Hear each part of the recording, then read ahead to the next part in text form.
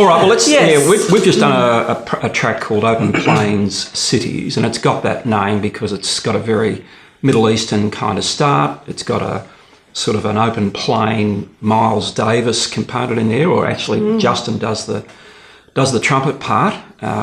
It's actually Justin Davis here that we're dealing with, and then the final part of it is sort of a bit of a massive attack sort of groove out. But effectively, I'm trying to put this stuff together in a little project studio and in Cubase, and then I bring it up to the J-Man. And what happens from there, Justin? Well, the thing that anything can happen. Anything can happen. The thing that I really like about the way that we work is that Gary has these ideas, he brings them up, and he says, "Do your thing," and that's a freedom for me because I can just go with what I think works really well, and then hopefully at the end of the day when you come back and hear it, you're happy. No, I'm always happy and always exceed my expectations. The Miles Davis thing for the middle part of this track, I mean, I had a go at doing that, but I became Mr. Half-Step, Mr. Semitone man, and I had more semitones in there than you'd find in the universe. And then Justin was able to actually grab that idea and make it a bit more melodic, and of course Suze did the unison vocal over the top of that, which Justin and I were pretty flipped out about that. I mean, when did you make that decision to go, I think I'll just double that part? I think it just, to me, lent itself to something really creative and cool like that. And I think the timbre of the trumpet and my voice meshed really well, and it was just worth giving a shot. Wow. But, again, it's just you're giving such great material, such great ideas that it really kind of flips the creative switch. And like Justin was saying, you just feel the freedom to try those things. You're a really easygoing composer and arranger. You still have your ideas and what you want, but you allow us to be ourselves. Yeah, it's collaboration. And I don't think any one person, I mean, Elvis Presley tried to have the answer to everything, so did Michael Jackson. And I don't know, I think you need to collaborate. Yep. And that's something that certainly works for us. I don't know how we work Michael Jackson into that. Yeah, all right. So effectively, the process is that I bring the project up to the J-Man. We both work in Cubase. Justin will add effects. And in actual fact, you were talking before about the way you play effects into the track. So any sort of reverb tails, I suppose, are in there, but we can manipulate those quite readily. Yeah. You want to say something about that? Yeah, well, actually, one unique thing that I do with your music is I'll take what's there. Like there might be a guitar part that you've done, and rather than bringing in samples and there's issues with using other people's samples, I'll create everything from scratch. Yeah, that's the great thing. It's all based on your parts, so that means that I might take one of your guitar parts and run it through some various effects and then reverse it and then record that, and that could be the pad bass. Correct. Rather than using a synth patch from some synth. Yeah. So it's all generated pretty much from your guitar parts. Yeah. It's amazing. Which is great. And it's a relief from a sampling point of view, I suppose, in terms of copyright and the like. And typically with Suze, you'll have the project a couple of weeks to think about and mull over, and then you just bring in a contribution, and then away we go. I mean, that opening vocal thing that we did, Justin and I were pretty spun out about that. That's right. And we just kept going and later, 4 or 5 takes, and then you comped the best of those and comped them all together. So it worked really, really well, I thought, at the end of the day. So just in terms of key influences in your life, apart from Aaron at the moment. That's right. Baby boys. Yeah, and the family. And that's the thing. That's a bit of a shout out to Claire Danes that, that's right. Suze's got a couple of boys. That's right. Claire, you've connecting got a point. Couple of boys. That's right. At some point we could talk about that. Yeah, I think, we if we can connect with her and, make that last season of Homeland a real... Push it over the edge. Push it over the edge with this piece. Yep. Start with the fact that we have 2 boys and how that's pretty crazy. I don't know how you do it, to be quite honest. I mean, now in terms of influences, on a serious note, from your point of view, I mentioned Lucinda Williams, probably from a writing point of view, mainly, or performing? Oh, she's a hard one. I reckon writing and performing. I just think, she's just so gritty and edgy, and I think as a woman to see someone pretty kind of raw and exposed is really great to see, because you feel like, okay, I can put myself out there like that. But yeah, you know, as we were talking about it, it definitely comes back to the, you know, the powerhouse, the late Chris Cornell for me, Kurt Elling, Rufus Wainwright. Rufus, I think, is an outstanding songwriter and lyricist, and because his father, as well. Loudon, was it Loudon or London? I think it's, well, I don't know how it's pronounced. I know it's Loudon. Yeah, but I know he did some music for the series of MASH, and I remember showing my age there. Yeah.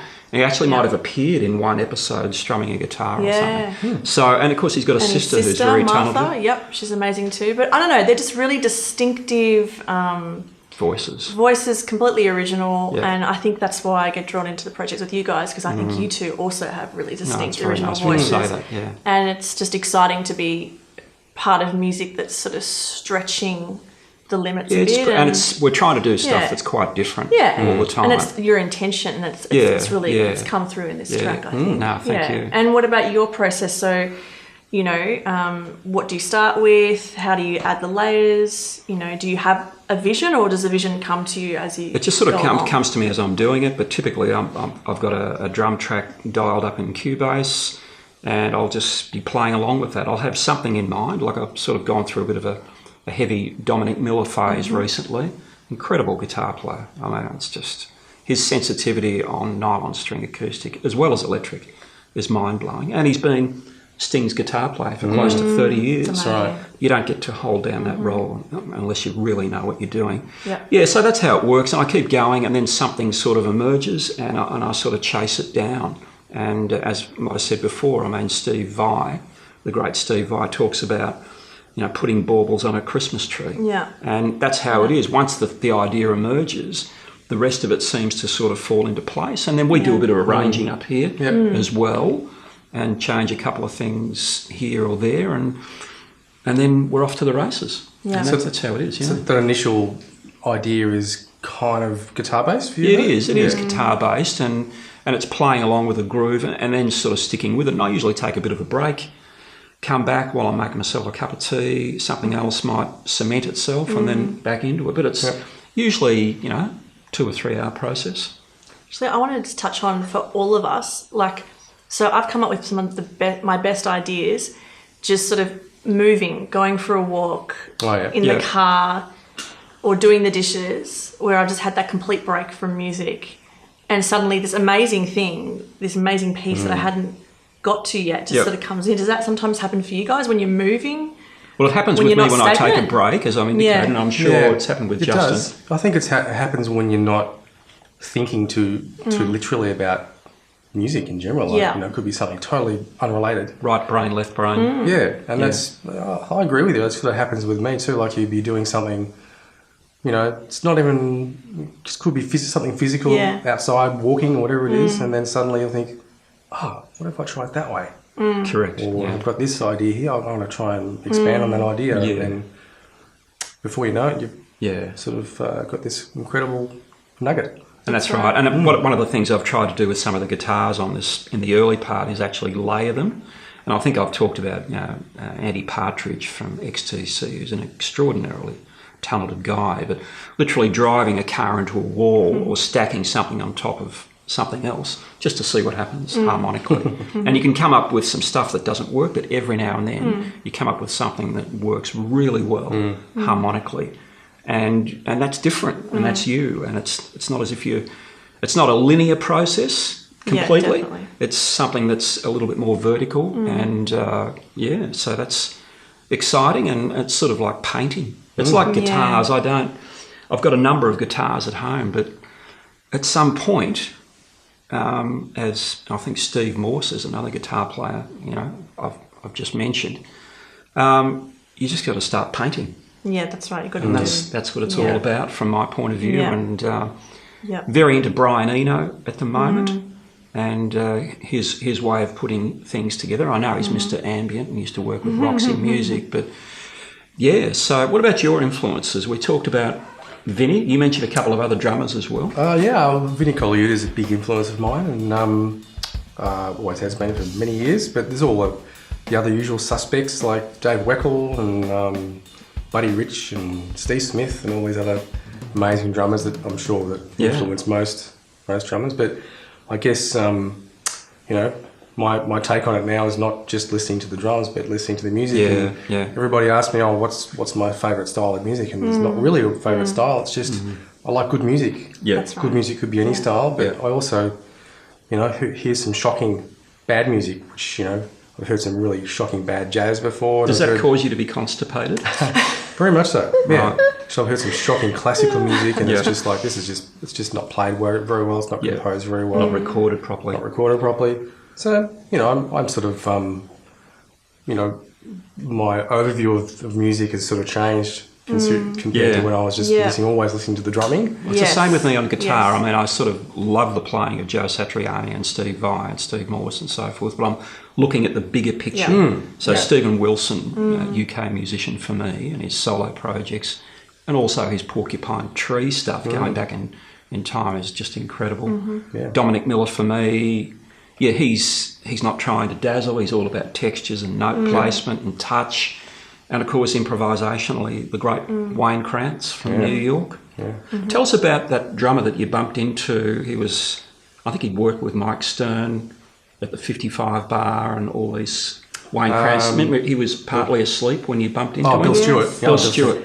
So how did that go down? That was really interesting. We were in Paris at the time, and we'd actually just we saw Sting the night before. Wow. He was playing in Paris with Vinny Colaiuta playing. And the next day, we were walking down, I can't remember the name of the street, one of the major streets in Paris, and I saw this little jazz club across the road. I thought, I wonder who's playing there. So I went across, and sure enough... What was the name of that place? Something... Lombards. Yeah. Lombards. Yeah. Yeah. And it was Larry Golding's trio. Wow. And I thought, wow, we have to go. It was that night, so we got tickets, and there was probably 13 people there. And I got to meet him, and got to meet all of them, actually. And, amazing players. Jazz is not dead, it just smells funny. Yeah, that's right. Yeah. And that sort of jazz, I mean, that's a really high level of skillful of musicianship. Those guys have been doing it for years, and they're really good at it. Yeah, that's right. So I really respect that. Yeah. And he was asleep, though, when you were trying to speak He to was him. asleep, yeah. I sort of I walked upstairs, and there was, of course, they don't speak French. Yeah. So, there was a couple of Americans upstairs, and he was asleep, and I sort of approached him, and very reluctantly, mind you. I was kind of thinking, what do I say to this guy? He's one of my heroes. And so I just sort of said, "Oh, Bill." He woke up, and he was kind of fine after that. Well, it's like when I met Robin Ford. I remember, I think I said something like, "Welcome to Australia." Oh yeah, it was just. I mean, come on, that was horrible. Yeah. But yeah, so anyway, well, that's the situation overall. It's all about context, producing something a bit wide, something cinematic, something with an emotion.